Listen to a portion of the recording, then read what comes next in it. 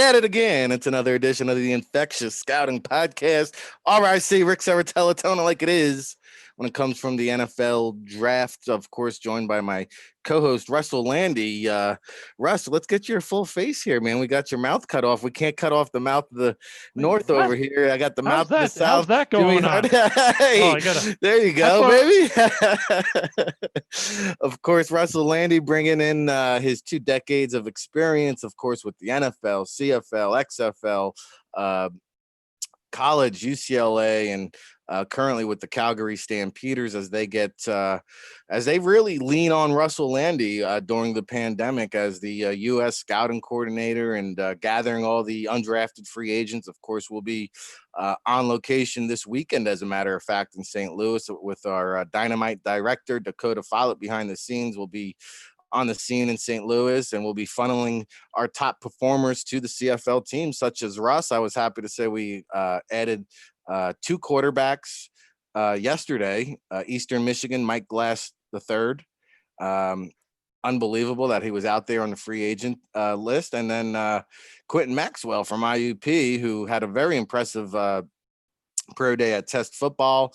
The transfer from Miami, Ohio, very strong cannon arm type of guy. And Glass is going to be very appealing, maybe up north with the way he runs that goal line short yardage option, the way the CFL teams like to bring in that alternate quarterback package. But I'm really excited. Nick Wheeler from Colgate is another guy that's going to be in St. Louis. So we'll be on location across the nation, anccombines.com. Looking forward to all the different cities, Baltimore, Atlanta, Houston, Los Angeles. But of course, we got Russell Lande in Chicago. We're going to talk about the ACC, Russ. We did the SEC last week, just kind of previewing the top guys on our radar entering the season. Of course, a lot's going to change between now and April when we get to Destination Cleveland. But I got to say, preparing for this show, going through our top overall list, I had 17 guys here from the ACC and our top 50 overall. I was pleasantly surprised with some of the talent here at the ACC has. Oh, there's no question. I think this is one of the years in, I guess, past 4 or 5 where it's not just who are the best players in the ACC going into it that are at Clemson. This year, there's players from other teams. There's some loaded teams. When you look at, Miami has struggled to really get back and be that dominant program over the past decade that they once were. But you look and you see, wow, there's some good players at Miami coming up this year. You look at Florida State, there's some guys. There's even a few from like Wake. So there's some talent this year, I think, spread out in the conference, while Clemson still obviously has some of the most elite guys, not just in the conference, but in the country. Well, the ACC always more exciting when the Miami and Florida States, get back to relevancy because, Clemson has had the lockdown, it seems like, for quite some time since Dabo arrived. Now you got Mac Brown there, North Carolina. They gave Clemson a run for their money there last year, making moves with the, Sam Howell now going into his sophomore year. I'm sure we'll talk about him later on in the show when we do the Future Watch, but we're going to break it down. Top seniors, top draft eligible underclassmen. We'll give you an under the radar guy or two, and then look ahead to 2021 and beyond. But Russ, before we dig into all that, I think we've touched base on Trevor Lawrence on more than one occasion. And I go back to, I would say, Andrew Luck, where it seemed like, hey, you heard about Luck coming out for like 2-3 years. It was like, hey, Luck, suck for Luck. Luck's going to be the number one guy. And it proved to be true. Not too often where you get this consensus guy for multiple years. You're kind of just waiting for him to come out. Is there any chance Trevor Lawrence gets knocked off the top of the totem pole here as the number one overall pick? Well, of course, there's a chance. 2 things could happen. A, this year doesn't go as well, and some flaws show up because teams have had 2 years of film and they've really been able to break them down. But I think more importantly, there's always a chance of injury. And so you can never say 100%, but I will say if he stays healthy and the team continues to play at a high level and he's able to continue playing like he has, I'd be stunned if he was not the first pick overall, especially when you look across the country and try to figure out, is there another quarterback with all the skills that he possesses? I don't know if there is. So he would have to stumble to not be that guy. But it's happened many times before because, and I've said this many, many times, NFL teams do not do a lot of film work on guys that they know can't be eligible. So anything you see where people are ranking players with him number one, I don't that are talking to media that have actually sat down and graded the film on this kid. So until the film is graded, there is a chance a guy falls. But what I've seen of the kid, he looks pretty special. Yeah, I mean, and he's a proven winner. I think he's got one loss going back to high school. His 4 years in high school, 2 years in college. I think the kid's lost one game, which is pretty impressive stuff there. Sticking to the quarterbacks, if he's not the first quarterback off the board, Russ, a lot of people believe that Justin Fields from Ohio State can maybe rival him for the top, the rights for the top quarterback in this year's draft. Do you see that? Do you see a big separation between him and Fields, a small separation? What's the drop off between Lawrence and Fields? With Lawrence, I've seen a ton in terms of being able to look at him, primarily because I've been grading a lot of the Clemson guys. Ohio State, I'm still trying to get a feel for how comfortable do I feel with Fields as a passer. And that's my debate. I think athletically it's there, size it's there. I don't have a great sense of him as a passer. So right now I can't put him in that same level as Lawrence. I think he's a very intriguing kid because when you're that big and you're that athletic, it's something to get excited about. He does have a strong arm, but I've not seen enough of him as a pure thrower to be able to say he's really in the class of Lawrence. Yeah, and I would say, hey, going back, I forget if it was this show, last show, Bobby Hoying, even Dwayne Haskins. I mean, the perception of Ohio State quarterbacks, Troy Smith, I mean, they just never seem to really pan out at the NFL level. So, he's got, I hate to label a guy like that, but hey, that always creeps up in the back of your mind. Like, is he a product of the system? So, we've talked about some quarterbacks here, Russ, but let's take a dive into some of the top seniors. Russell Lande, Rick Serritella breaking down the ACC.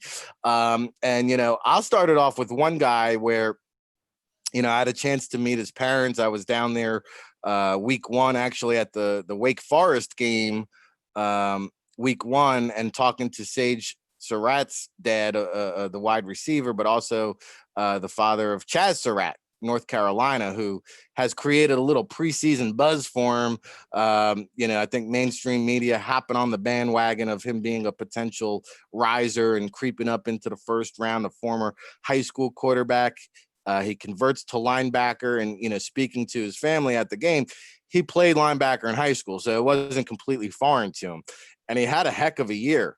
And you could see, by the end of the season, this guy was playing at a very high level. So the fact that he came back for his senior season, I think is going to bode really well for his draft stock. And I agree. I think he could actually catapult all the way up into the first round. That is Chaz Surratt. But who are some of these other senior guys on your radar? Well, no, first, I think you make a good point. I mean, I think one of the things that gets overlooked when people want to say he's switching to a new position, and a lot of time they think it's a long learning curve. A lot of these guys did play these positions in high school. Then when they get to college, people think they're going somewhere else in terms of position. They're going to stay at one position. They say, no, you know what? It's going to work out better at what you did the other position played in high school. So it's not that foreign. So it's not as big a stretch for NFL teams to project. A few guys, I mean, I think everybody has talked about Travis Etienne, clearly an elite runner. I love his ability out of the backfield. I think he's a guy that's going to be in the discussion to be the first back taken in the draft. But a guy that doesn't get a lot of national pub, although I think he's a really good football player and a chance to be a first-round pick, is the Marvin Wilson kid out of Florida State. I mean, this is a defensive tackle that I think part of the reason I'm guessing that he may have chosen to stay in school was there were a lot of good DTs this year that may have made it a more of a competition, and maybe he would have slid to the second round. But I think this guy has the talent to be a potential first-round pick. I think he has to play up to his best games. Like when he played his best this year, he was a first-round guy and looked like it. He just needs to do that every single week this year, and I think he can solidify himself as a first-round guy. No, I agree with that. Wilson's been on our radar. He really came on during his sophomore year, and I thought for sure he was going to, kind of dip his toes into the water coming out this past year, but he comes back and really trying to make a statement there. Florida State has had all this turnover and change. They've really got to have a big season here, and that'll lean on Marvin Wilson. Going back to my conversation with Surratt's dad, I said, hey, give me a guy here that I should know about. And this was week 1. He goes, oh, no brainer. This kid Boogie Basham on the defensive line at Wake Forest. He's the real deal. And I really had not known about him going into week 1 of last year. So I said, oh, let me get some eyeballs on. I start watching him. And I mean, he was just dominating the line of scrimmage. Now, where is he going to play at the next level? I think he kicks inside. He's right at 275. Maybe he's a 5 tech, maybe he kicks inside, but I mean, the kid can play. Teams are going to have to find a position for him. And then the other guy I'll throw out there, transfer from Temple. I was a little bit surprised, but you remember Manny Diaz took the Temple job for like 2 days, came to Philly, had a press conference, and then like the very next day took the Miami job. Well, in those 2 days he was in Philly, he did a hell of a recruiting job because he somehow managed to get their best player to transfer to the Hurricanes. And now you've got this Quincy Roach playing opposite of Greg Rousseau, who I'm sure we're going to talk about later on in the show. But Roach, this is a very athletic guy on the edge. Now, I've seen some grades on him that are very high. I think he's a day 2 player right now. But, man, playing opposite of Rousseau. And I remember Diaz at the media day last year saying, hey, again, before the season even started, I had no idea who Greg Rousseau even was. He goes, we got a player here that reminds me of Manny Lawson. And that raised an eyebrow. So I said, oh, well, okay, let me go and check him out. And I think you mean the guy who was overdrafted and became a marginal NFL player?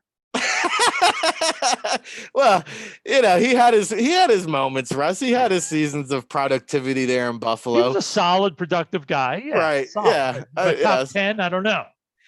Well, I think his upside, I think his ceiling's a little bit higher. But by the way, you stole my under the radar guy in Roche. Well, I'm sorry about that. I'll replace that. I have somebody for you.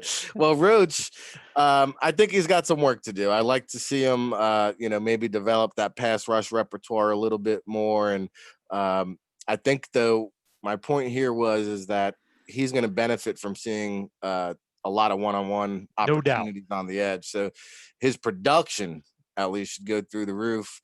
Etienne, in case you didn't tune into last week's show, we are hearing very from reliable sources that he could declare for the supplemental draft. So we'll even see if he's around by the time we get to Destination Cleveland in April. And then one other guy, did I mention Charles Snowden yet? No, but I got one for you too. Okay, so there's an under the radar senior. So I'm at Virginia, and I'm looking at this really good looking kid on the field that before the game, and he's probably 6'5", 250, not an ounce of fat, all rocked up. Come to find out, he kind of made his mark early on special teams, and now has kind of positioned himself to really be a riser. We talked about Chaz Surratt, Charles Snowden from Virginia. Remember that name. I think he's going to be a guy by the time we get to March, April. That's going to be a guy that the mainstream media is very, very familiar with. All right, I'm going to write that down. So if he goes undrafted, doesn't get a shot as an undrafted free agent, you know who to blame. So here, my other senior that I don't think is getting a lot of credit, and I know I'm going to screw his name up, is Hamza Nasruddin, the safety out of Florida State. I mean, we were talking about Wilson, Florida State, trying to get back and sort of get back to where they were what seems like ages ago when you and I were just getting into this business. But I mean, having Wilson and Nasruddin, that's 2 legit guys who I think are both going to be probably top 50, 60 picks. This kid's a good safety. I think he's a versatile kid. I like his potential. I'm excited to see how he plays with another year under his belt. Indeed, he's got some great length to him. Definitely looks the part, size, speed combination. And they got that wide receiver there, Tamorian Terry. Man, yep. he's tall, he's athletic, and he busts off. I mean, like, he can bust off some pretty big plays. He's a dynamic player. I think he's got potential to sneak into the first round, actually. You just jumped right over those underclassmen. You said, "Screw it, we're going Florida State. We're jumping into juniors right now. Let's go." Well, let's do that. Let's do that transition. So let's transition into the juniors because, shout out to our guy, Ryan Roberts, too, who was out in front on this situation, because we talked about Clemson and Trevor Lawrence and Justin Ross, a guy that, let's be honest, we were saying, hey, this guy, after his freshman year in that national championship game, he could have declared after a freshman and probably been a first round pick. Now, he's a product of the system, and now he had to be forced to wait. He was going to enter his junior year this year, so he would have been 3 years removed from high school. Oh, by the way, he suffers an injury, needs a spinal fusion or some kind of neck injury. His season is done. His career is possibly in jeopardy, Russ. And now it's like, hey, even if he does play again, it's like you might as well just declare. Why come back to college and risk the injury? Oh, there's no question. I mean, at this point, he may as well. The risk is going to be as teams, they're going to do their own physicals, so they'll find out the medical side. They always prefer to be able to see a kid coming off a year where he played after an injury. But in this case, I mean, this kid, to me, as long as he gets the word that he is going to be at least a first 3 rounds kid, you may as well declare.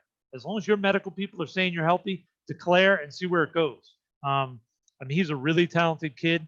I actually think he might be a better player than the T. Higgins kid if he's healthy. So I think if this kid clears the medicals and stuff like that, I can understand him saying, you know what, I'm not going to wait around for another year to come back and prove myself. I'm going to get out there and see if I can earn that money now. I can always come back and get my degree. You can only play football till a certain age. Yeah, I mean, it just, you got to go for it. And I feel bad for him because, I mean, his stock was like at an all-time high no after doubt. his freshman year. And now it's like, hey, he'll be lucky if he gets drafted. When you're talking about the neck injury, like Russ said, they'll find out what the medical is there. But, Clemson, handful of guys here, Russ, Xavier Thomas. Who else are some of the junior players on your radar? Well, there is a quarterback at Clemson that's sort of in that discussion, obviously Trevor Lawrence. But how about we talked about Florida State has all these seniors and it's helping their resurgence. You mentioned Miami. How about you mentioned the Rousseau kid? This is a kid that I think there's a good chance he's going to come out early. And the other kid that doesn't get a lot of credit down there in Miami, how about their tight end Jordan? Reverend Jordan's a good football player, not a guy I don't think this is a guy that's going to challenge to be a first round pick, but I think he's similar to the kid from Purdue, a guy that's sort of an under the radar, solid prospect, can do a lot of good things for you. I could see this guy being a second or third round pick. And that's what Miami's got to start doing, building the depth up. I think these guys, Rousseau, him, and then you stole my under the radar guy, Roach, they've got some talent there this year. These aren't the guys that Manny brought in general. Most of them are guys that were there before he got there. So he's going to have to prove he can recruit. But, I mean, they are headed in the right direction. Yeah, they got to just put it together, both of those teams down there. And then Florida State, we forgot to mention Asante Samuel Jr. Exactly. Yeah, there you go. And, my concern there, just doing some preliminary work on him. I saw I came in last spring at 5'9" and 5'8". So, kind of hard to justify a top 50 select. I mean, you've really got to be a superstar. Player. Yeah. There's no doubt. I mean, the history of the NFL, if you look at it statistically, corners especially under 5'9". I mean, that's a killer when you're under 5'9", but even under 5'10", it's hard. So most teams, if you're under 5'10", you really have to excel for them to say, I'm going to use a first or a second round pick on them. Because if you look at guys, there's so many guys that were first, second round picks that were short, that never lived up to the hype, whether it was Terrell Buckley, whether it was the kid even a few years ago that we saw down at the Senior Bowl dominate from Wake Forest. I think it was was it Alfonso Smith or whatever it was? Oh, wow. Yeah. And he had the best week at the Senior Bowl in probably years of a corner. And he was a complete flop in the NFL. Short corners have a real hard time in the NFL if they're not special, because the big guys always can take advantage of you. And if you're not special athletically, then the shorter receivers in the NFL who are special athletically can take advantage of you. Then you're screwed. So that's why those shorter guys, I want to see Samuel. I'd love to see how he matches up against some of the more explosive receivers, because I want to see if he really does have that top end athleticism to let him overcome the fact that he's a 5'9" corner. I mean, he's a talented player. There's no doubt about it, but the size does concern me. Obviously, the bloodlines and the pedigree, the No NFL doubt. legacy is going to bode well for him. And then, one under guy here, you know, Syracuse, Andre Yeah. Cisco, the safety. I mean, this is a good looking player. I can't remember the last time Cuse had a first round player. Was it Donovan McNabb? I don't know. But this guy looks the part, plays the part.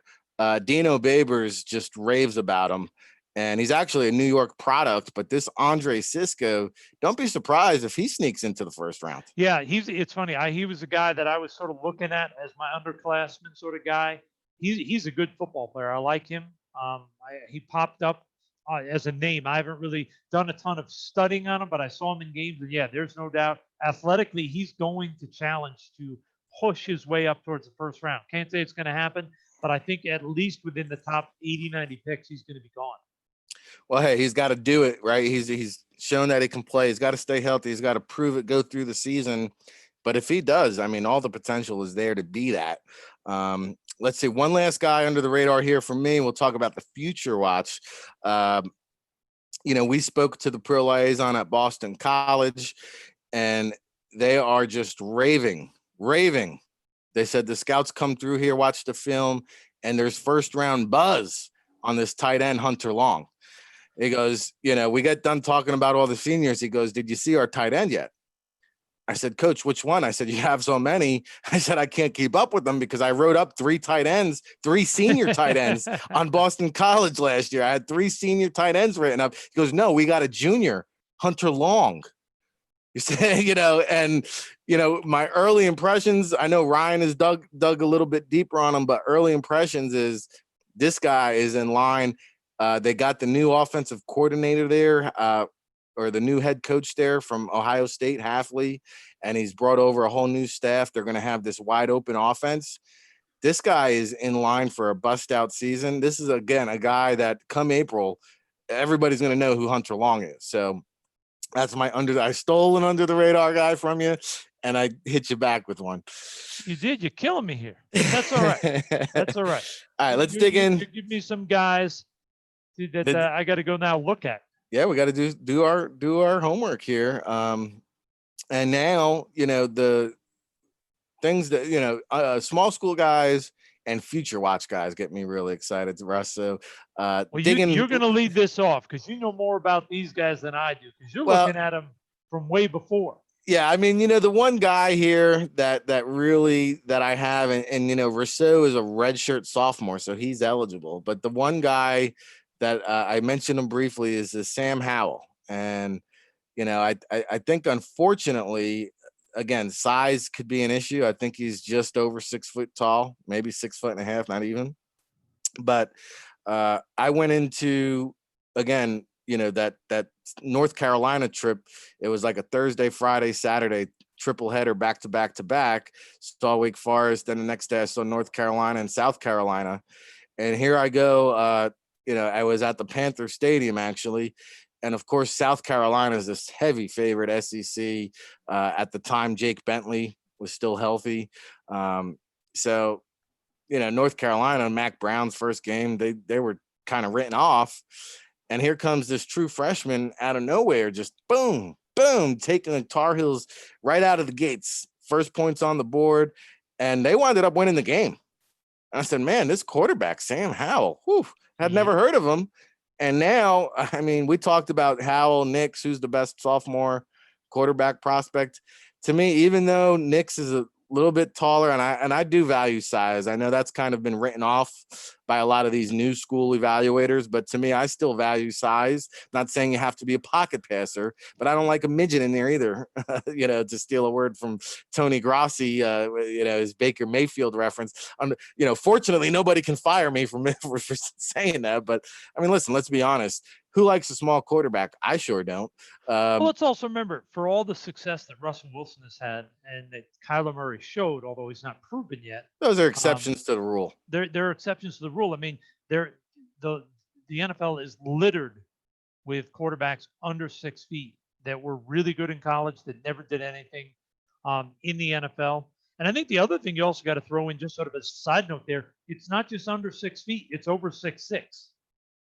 That's the other concern that people don't talk about very often. Mm-hmm. Those guys are really, really tough too, because they're Scary. so long limbed that everything becomes sort of the levers are so long that anything being off and they're screwed. Yeah, good points. So yeah, I mean, I didn't go too far down into the underclassmen. I just kind of scoured over our top. Actually, I got through our top 50. I said, man, there's such a list here. 17 guys from the ACC in our top 50. I said, I'll stop right here. But I'm excited to see how Howell develops, especially with what Mac Brown is building there in North Carolina. I mean, that's exciting. No doubt. So I guess, Russ, we're going to put you on the spot again. I don't think this one's going to be too tough. Maybe I should phrase it instead of who's going to win the ACC. Who's the next best team after Clemson? Who takes that step forward? Is it the North Carolina? Is it one of these teams down there in Florida? What are we thinking here? Who can kind of rival? I mean, North Carolina gave Clemson, I think, the biggest run for their money a season ago. I probably think it's North Carolina, because anytime you have a quarterback that's got that experience who's coming back, I mean, that you have a much better chance than anybody else. But I will say, Florida State's going to be awfully good. Defensively, they're going to be very strong. They're going to stay in a lot of games. If I had to pick somebody in North Carolina has a lot of the pieces in place, I think. Mac, the guy, people can say what they want about him at Texas, whatever, but the guy can recruit. He's one of the best at selling and really pushing the program strengths and showing kids why a school can be a really benefit for them in terms of not just on the field, but all the things that the school can provide off the field. He does a great job of that. And I think that's part of the reason he's gotten so many guys in there that are, I think that's always been a place that I could never understand why they didn't win more.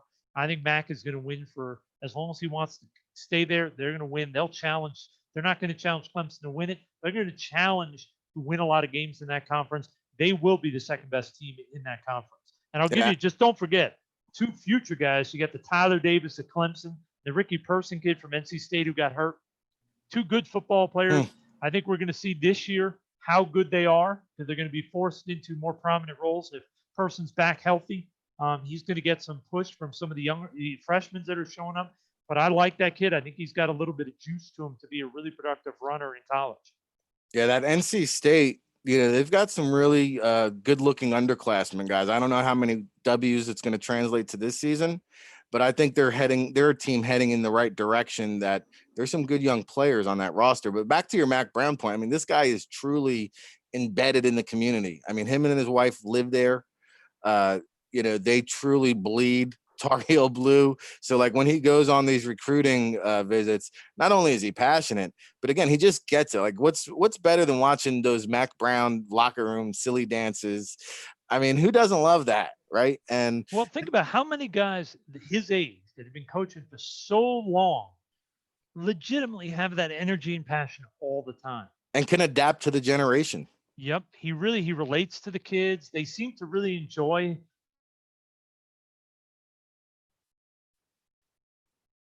And we lost Russ there for a second. Russ, you went out on us for a second. And show up to the school, and he is really good at it. Yeah, and if they're smart, they'll when he gets tired of coaching, they'll just kick him right upstairs, keep him in some kind of capacity, just to have his presence around the building. So, we've got Clemson, North Carolina. We'll be monitoring Florida State and Miami. North Carolina State on the come up as well. And Virginia. Don't forget about what Bronco Mendenhall is doing down there in Virginia. I mean, no doubt. He's done a good job recruiting. His teams are fundamentally sound. They're in every game. There's no question.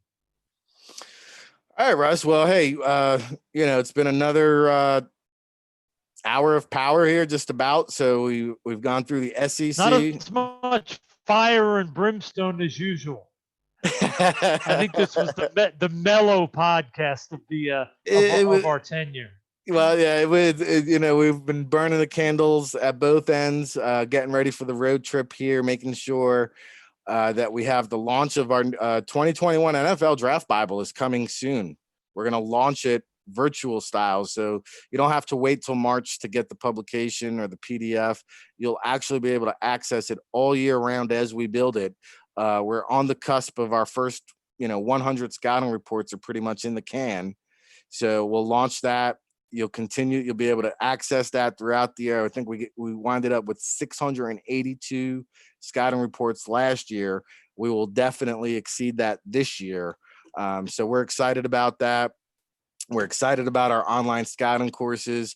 And I know, Russ, you're excited to continue to keep on doing the Sports Management Worldwide Football GM and Scouting courses over at sportsmanagementworldwide.com. Yeah, we are. I think we're 5 weeks in. We spend the first 30 minutes watching film of one player position, break down the film a little bit, then about an hour and a half of questions. So we have a lot of fun. We got a lot of guys that have taken the course and used that to further themselves, whether they work for NFL teams, CFL teams, major college football, or in the media. But yeah, we've been doing it for about 13 years now. We always have a good time, and it's a good learning experience. No doubt. Our director behind the scenes, Dakota Follett, a graduate of SMWW. That's right. And he'll be in St. Louis with myself as we buckle up and go searching for talent, Russ. I'll be happy to send you the guys as they're competing there on the field. You'll be getting those direct results. And Calgary Stampeders will have their fingers on the pulse of who's performing well. And I've been getting a lot of questions, Russ, about what's going on with the CFL, and people are asking me because they know I tapped into guys like you. Some concern that they're, we discussed this, so I apologize for rehashing it, but obviously they're not watching our show as frequently enough. Is there any concern the CFL might fold? Because I had a couple people ask me that. Given I'm not in the league office or representing any team or anything in terms of statements on that, Biff. I mean, I just think that a league that's been around over 100 years, they've been through trials and tribulations before. My assumption is, just from an outsider, only I work as a scout there, I'm not making any business decisions, is that the league will find a way. They have some really smart people, and I'm sure they're going to work with the local businesses, the governments, and all that to find a way to get through this. So I feel good that it'll be here. It just may be, I think, for a lot of businesses right now, it's you got to figure out a lot of different ways to keep business flowing and keep it moving in the right direction. But I feel good that the CFL will be there this season, hopefully, and next season, most likely. So I'm feeling better about that. Yeah. And, I asked that because, I really had not heard anything. I've talked to several people in the CFL or tied to the CFL, and I had not heard any kind of concern of that. So I just want to get your perspective, because I agree with you. They've been around longer than the NFL. I don't think the CFL, if it came down to the government, I don't think they would allow them to fold. And, my expectations and hope is that we have an abbreviated season. I think that's the best scenario that we could probably hope for right now. Yeah, that's, I think, what everybody's hoping for is September, which the commissioner mentioned a week ago as a hopeful start date if everything goes well. That's the hope. Maybe we get something to start in September, play 10, 12 games, and although it'd be abbreviated, it'd still be great because every CFL season is fun and exciting, and the fans up there are passionate and really love the game. No doubt about it. That's Russell Lande. Make sure you follow him on Twitter at Russ Lande. Of course, Rick Serritella here at NFL Draft Bible. We'll come back next week. Let's do the Big Ten next week, Russ, as we kind of move across the country here. And shout out to Dakota for all his help. Till the next time, everybody, make it sure you subscribe and keep it locked. Woo, Jersey. Ah!